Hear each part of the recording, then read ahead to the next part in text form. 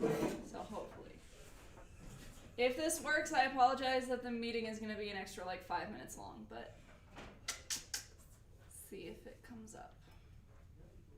My phone's on silent, so I'm not getting squat. It worked, so we're going to have an extra 4 minutes this time. Oh well. It works, so we're going to have an extra 4 minutes. Oh. Sound too? So, That's always a plus. again, I apologize to those of you who are jumping on 4 minutes early. I really thought I was going to have more problems with this, so. Jesus, I took a shower today. Where the hell did it? They'll be filing in here in about 3 minutes or 5 minutes. They cleaned down the phone, so they're all gonna rush in. They all probably got the notification on their phone. Come up. Sorry, what's going on? It changed the name and everything? Yep. Sweet, cool, yeah, okay, I can do that then. Hello, everybody Good to online. see you, man. How's things? Good? Good.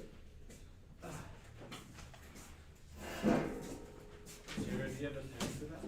I sure don't. Whoever needs to start. I have a few in my office. You need to go get No, you only get. In the second drawer on this wall, there's a whole big blue box. Or- On the left, I always like. yeah. right here. it? Yeah. Yeah, candle. I don't want It's a white box of blue pens. Hey everybody, this is Bill Heisinger.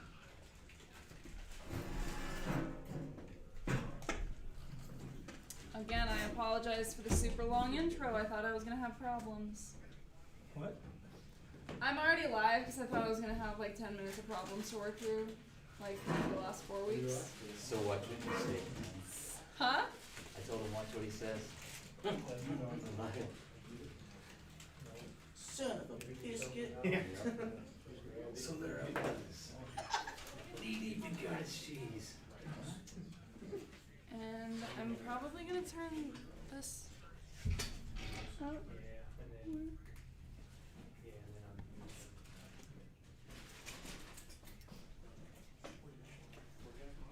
No thanks.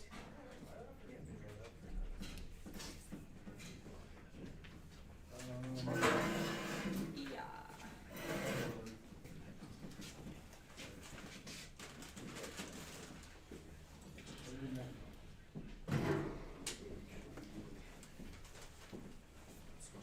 I have a question for you.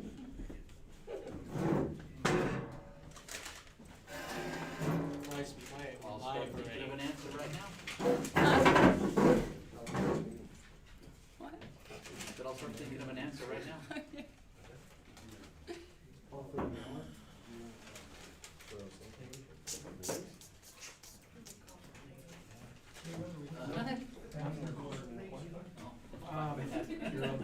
So dudes. It's Melvin with a capital M. Sock munch? Unless you're gonna share it.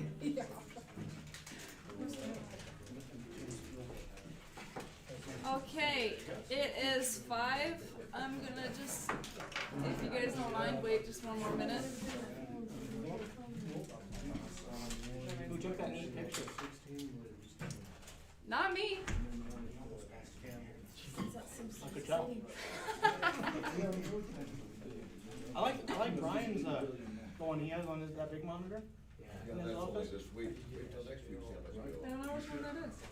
He says it's an old Albert. We're gonna be buying It's like in a like few. gray, and it's like 3 trucks. Did you see the Said it was boxes like that are? a negative 40 degrees. I got a nice one that I laid out all our trucks. Marcus lined them all up that day. Yeah, I think you were here. And there's like 10 of them in a row. Yeah, that's just one of the places, there's like 3 in Taiwan. Okay, we're gonna get started. So I want to preface this one a little bit. So today you guys are gonna, online and in the room, gonna be getting credit a little bit differently now. We sent the quiz out on PayCore now. So that's where we're gonna start doing credit for the safety meetings.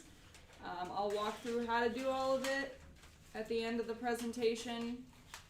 It's gonna be hopefully pretty simple and straightforward, but I just wanna make sure that everyone is aware of that before we start the meeting. Okay? Okay. So today we're talking about process safety management and SPCC. Can anyone tell me what SPCC stands for?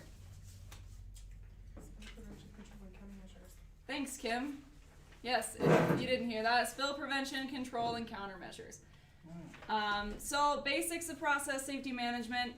That's a system that was designed to make sure that we have written processes and procedures for our typical operations, including emergency operations. That include operating limits, hazards and controls, and any PPE and safety systems used.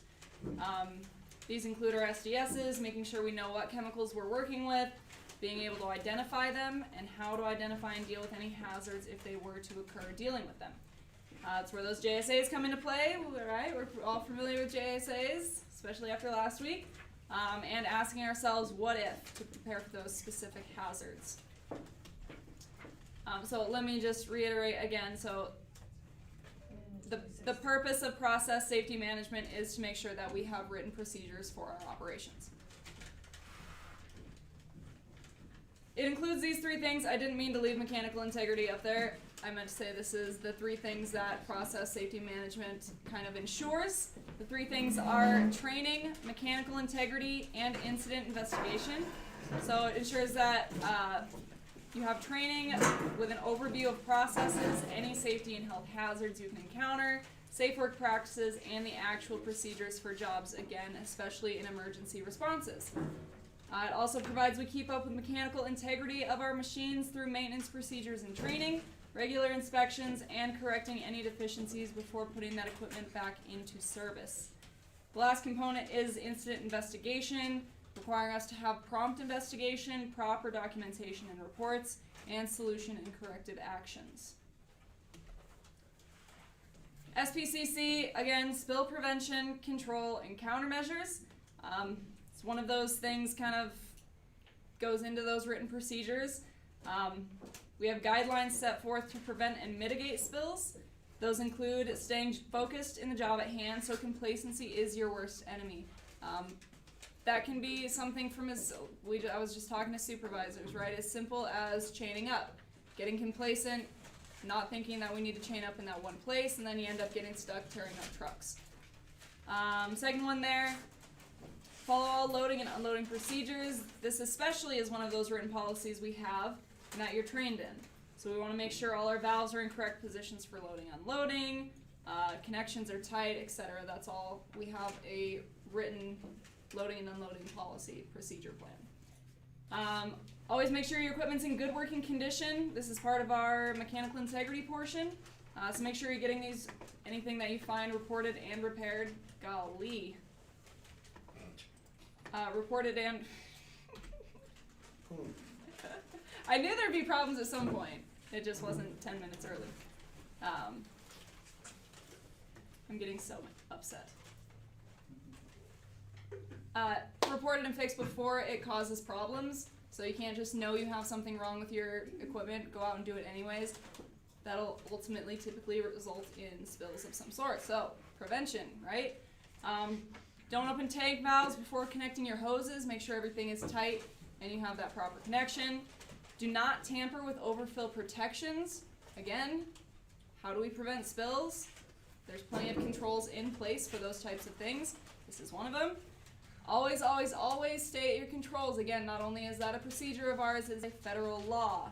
And immediately report any spills or leaks. So countermeasures, if something does happen, we want to counteract that if it does. Pretty straightforward meeting, right? Any questions, comments, concerns on those two topics? Great. Now I'm going to go over how you guys are going to get credit from here on out with these safety meetings. So in the description box, underneath where it typically says to get credit for this safety meeting, click the link below and it takes you to that form.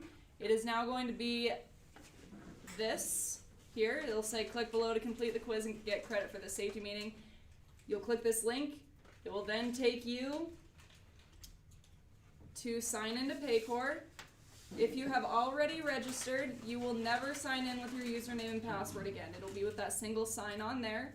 So if you try and log in with your username and email, it will not let you in. Clear on that one? Okay. So once you get past there, it'll take you to this dashboard. This link is going to be unique to each video, so you can't go to just any video and decide you're going to go do 4 safety meetings in a row and click it and go do it.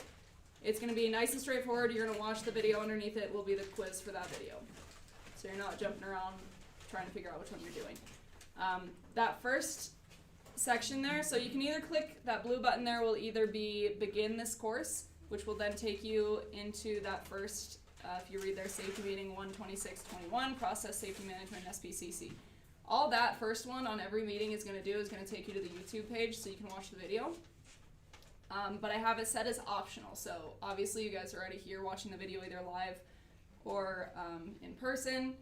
So I didn't make that mandatory, otherwise you'd have to just go to the website and watch it again, which you don't have to. So if you haven't watched it and you're making it up, you'll just go there, click the video that you're doing this for, and then click the link to come back here. The second part there is the actual quiz, so you'll click on that. Short quiz, 3 to 5 questions, multiple choice.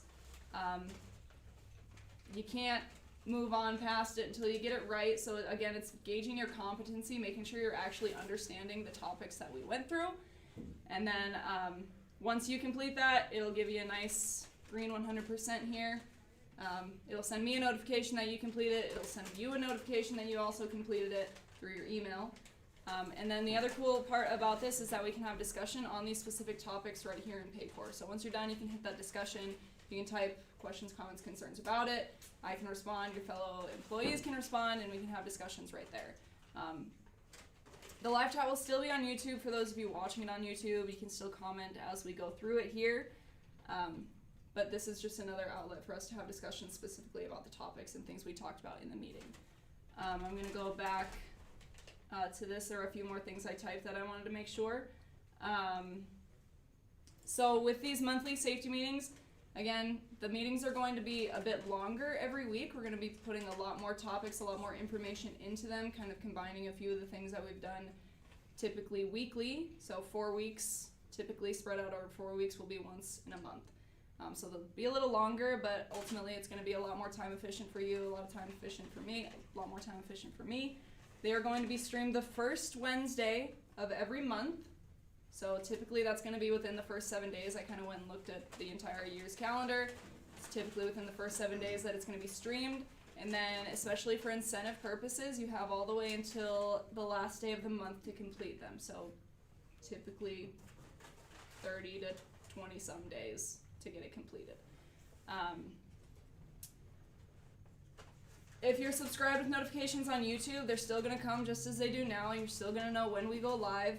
Really, the only thing that's going to change is that link in the description box, and everyone's going to have to do the quiz. That quiz is sent out to you before we even begin the meeting, so actually if you went on to PayCore right now, if you click the link in the description box, it's going to take you there right now and you can fill out that quiz. And there will not be a safety focus phrase anymore, so don't be looking for that. It's all in the quiz on PayCore. Do we have any questions, comments, concerns? Is this going to be like on the dashboard in PayCore? Or is there a... So it's supposed to go to a to-do list. I honestly couldn't find that today. So this link though is going to send you straight to this page right here. So we're just trying it with David, and you need to be logged into PayCore and in the learner page, or else it won't let you open that link. So PayCore learner page. So you go into PayCore, at the top it says me, and under me it says learner. You click on that, and then you can click on the link in there, and it'll do it. Your task page is on the home page. You just scroll down. It's in the tasks. Okay, because if it's in the tasks, typically I'll be sending you a weekly email. I'll assign it to you guys. Oh, I don't know. Sorry, I don't know if it's in there, but that's where the tasks are. You said you couldn't. It was a to-do. They said it was going to be in Oh. to-do, and I couldn't find where that was. Okay. But if you click the link, it does take you straight to there when you're logged in. Yes. I you have tested to that log today. in. So just make sure you're logged into PayCore, click the link. So we're kind of doing this overlap this week to make sure that once the monthlies roll out, next week is our first monthly, that we kind of get some of those kinks ironed out. Again, don't stress out about this. We're all going to work together to make sure that it works.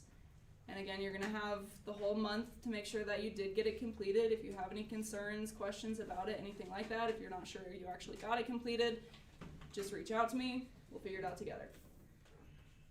Okay? All right. I'm going to look through these comments on here, and Sal, you're up. My test is gonna be a lot harder.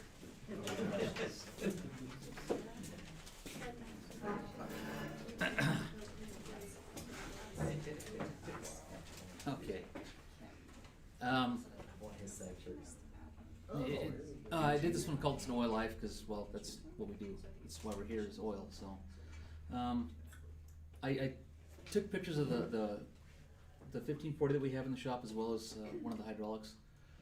And again, at the end, you'll understand why I'm doing this. So just be patient and don't talk any crap. Okay. What's the difference? When we talk about oils, they should mix. They should be okay. Well, they're not, and this is why. Hydraulic oil is a non-compressible fluid that is used to transfer power with hydraulic machinery and equipment. Why it is also known as a fluid because it can consist of other fluids such as water, oil, emulsions. That's when they mix like that, and salt solutions. Again, a lot of the stuff that the synthetics we have won't have any of this stuff, but we rarely run that, so that's why I did just the main one that we have. 1540, the 15 represents the cold temperature viscosity, and the W, which stands for winter, obviously. The 40 represents the kinetic viscosity at normal operating range, usually 100 degrees Celsius. Okay, I'm going over this stuff kind of fast because it's going to make sense at the end. Just trust me. Okay, the difference. Cold weather viscosity number for our motor oil are 15. For a hydraulic range, for a hydraulic they range from 32, 46, all the way up to 68. Why the lesson in oils, you ask? Because a hydraulic tank of ours was filled with 1540 and then complained about for overheating. No damage occurred, and we were able to drain and refill it and correct the hydraulic fluid, or with the correct hydraulic fluid. The 1540 was broken down so much so that when it poured into a cup, it looked like Coca-Cola. What that means is everything broke down. The whole viscosity of that oil broke down. It almost looked like it was used motor oil that was put in there. In conclusion, you can't mix oils. Sorry, you just can't. All the barrels and the pumps we have are labeled. This type of issue is inexcusable. Either someone got in a hurry, and understand, when I say someone, I mean everyone in this room. It's not a driver issue, it's not a mechanic issue, it's a prairie issue, okay? Someone got in a hurry and didn't take time to read, or they didn't know they didn't know any better and didn't ask for help. We need to look out for each other because, contrary to some opinions, when mistakes like this are made, we all look foolish. Again, I had to go ask people what it looked like. It was that thin and that wore out because I couldn't come up with a word that would make sense as to how bad this stuff looked. That being said, again, the reason I know it sounds kind of harsh, but it kind of is because I'm looking at it going, how did we miss this? How did someone here miss that? Again, from what I gathered, the driver is fairly new. That's why I put in, maybe he didn't know, maybe he wasn't trained, maybe he missed it, or maybe we handed in the wrong nozzle. Either way, it's an us issue and we got to take care of. But just keep it in mind, for next time. Take time, look at stuff, check it out really well, and be sure you know what you're putting in your stuff. So that's all I have. I don't even have anything funny to say. I'm sorry. I should have come up with something. Next time I'll come up with something. Hal, I do want to comment on your comment real quick. I'm not sure what you mean by how to access the video. Accessing the video for safety meetings is still going to be the same. It's still going to be live streamed on YouTube. Nothing is changing about how to access the video. The only thing that's changing is the link in the description box to PayCore instead of the Google form. Okay. Next we have our Kudos. First here we have Wally Chamber by Richard Wendling. Wally pulled into Highland Flats and observed that a driver had sprayed oil all over the Connex. Wally took ownership and cleaned up the mess. Once finished, Wally informed a supervisor and moved on to his regular duties. Thank you, Wally, for taking ownership, cleaning up the mess, and taking pride in what we do. Next we have Randy Nottingham by Lisa Carter. She says, whenever I call Randy and need another loadout, he is willing to do whatever we need with no questions asked. He always says, whatever you need, Lisa. Randy is very dependable and punctual. And last, we have Sebastian Wood. This is actually recognition from a customer. So technically by Trevor at Devon and Richard. Trevor at Devon Energy wanted to give kudos to Sebastian for identifying and reporting a safety environmental hazard on the Downs 34 pad, reference to a faulty vent line allowing uncontrolled product release. He appreciates the extra set of eyes and the added level of safety. Trevor, Devon Energy, and Prairie Field Services would like to thank you for your continued commitment to safety and service excellence. Round of applause for those guys.